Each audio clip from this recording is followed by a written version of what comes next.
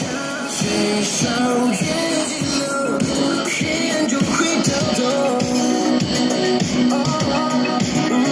没想过会这么感受，老板就失去自由，多么孤独。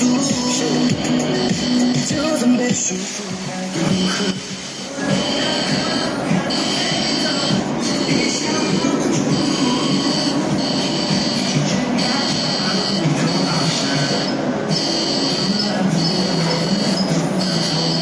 ？Hello guys, do you know why our birds and the components are called type precision?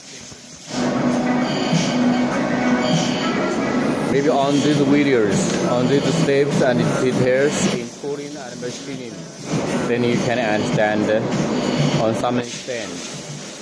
You maybe understand on some points what is real high precision components and molds.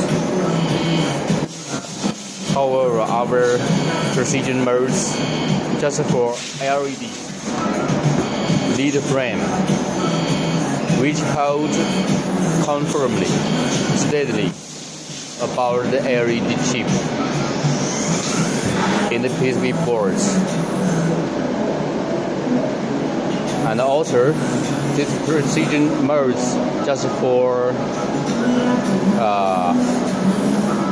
IC and connectors.